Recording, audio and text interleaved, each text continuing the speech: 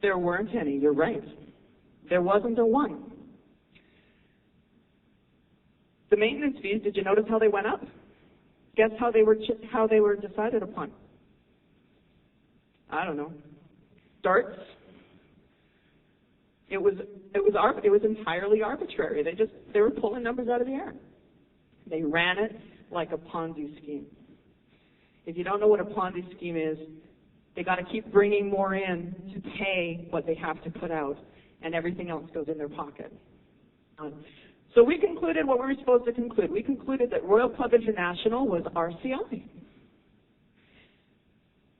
That's not true. This was the other thing they did. I jumped ahead. Lots of different names. You would have seen them on your contracts. Royal Club International was one. Click again.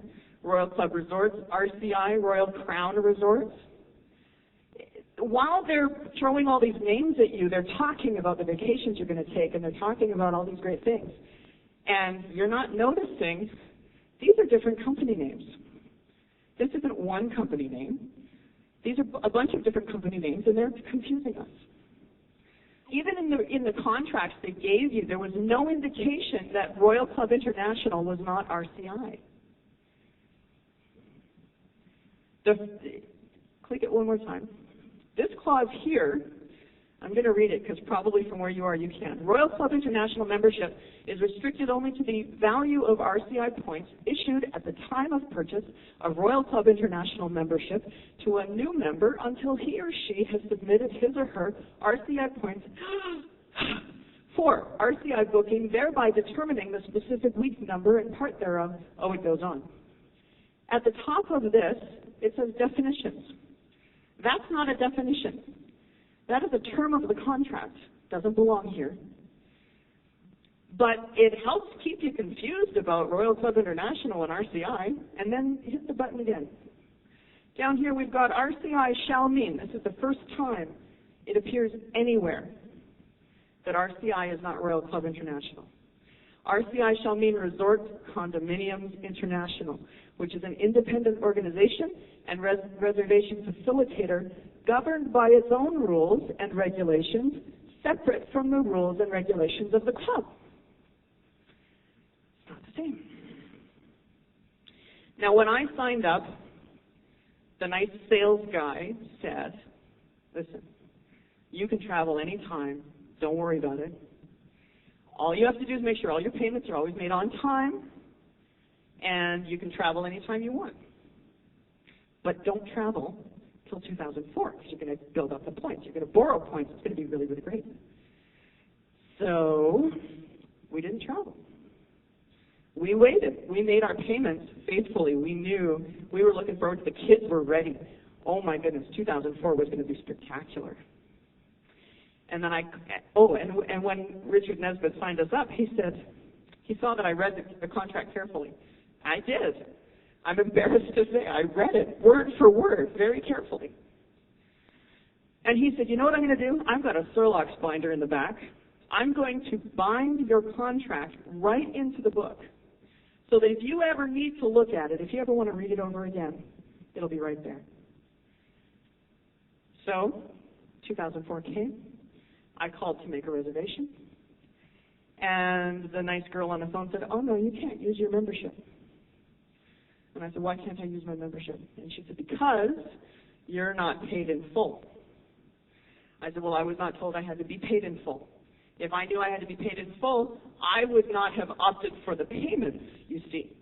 When am I paid in full? She said, 2007. I said, let me get this straight. I should pay club dues and maintenance fees on a membership I can't use until 2007. She said, right. That didn't sit well with me. Is that frustrating to you, just hearing it? I was livid. So I demanded I was going to talk to Richard, the guy that signed us up. And Richard, she said, well, I'm going to have him call you. I said, good. He'll call you in the morning. Okay, good. The next morning came and the next morning went. So I called them again. Richard didn't call me. I don't know why he didn't call you. That is so unlike him. He should have, you know what, I'm going to leave another message for him. Don't you worry, he's going to call you. Another day came and went. 2.5 weeks came and went. Still no call from Richard. In my brain, my naive brain, I'm thinking, the owner of this company would have a heart attack if he knew what his employees are doing. I thought Richard had some kind of thing going that the owner didn't know about. So I wrote a letter of complaint to Andre Muran, director of Royal Club International. And Andre Muran didn't contact me, nothing. The way I wrote the letter, he should have been on the phone the very minute he read it. I was mean. I made threats of media attention. I made threats of exposing their whole scam. Nothing. So I waited and waited. And in the letter I said, Mr. Muran, I'm starting to get the sense that I have been the victim of a clever con. And if it turns out that's the case, you are not going to like how far I will go to draw people's attention to what you're doing. And that didn't do anything either. Now, there was a point that I intended to bring out on the 19th, and I meant to tell people in both sessions because it was the reason I brought up Richard telling me that he had Surlocks bound the contract into my members album in the first place. And that was that at this stage of the game, I realized, wait a minute, I've got that contract, and Richard put it into the members album, and he Surlocks bound it. And so I dug into my materials, and I whipped out my members album and flipped to the back where the contract was supposed to be. And there was a contract there, but it was blank. It was an unsigned contract, and there was an unsigned promissory note, and all of my materials were blank. So I contacted the Better Business Bureau. They did what they could, which was nothing. There is a negative report at the BBB. I know, I was impressed too. I filed a formal complaint with Alberta Government Services at the time, and I provided them with a very detailed description of what had happened. And I got a phone call from Jean Peoples, who was heading up the investigation into Royal Club International at the time. And she said, you know, we've got about 20 complaints against these guys and no evidence. We can't go after them. We've had no evidence until now because you have evidence. They used the Alberta laws to help convince people it was safe to sign up. They told everybody, look, you can sign up now. And under the law, if you change your mind, you can cancel within 10 days. And if you can cancel for any reason. And if you cancel, you've got 15 days, or we have 15 days to give you your money back. That was absolutely true. What they didn't tell you was they don't care. You call them up and you say, I want to cancel. And they say, no problem. You can cancel. Absolutely, we understand. Just pack up everything we gave you. Pack up your contracts.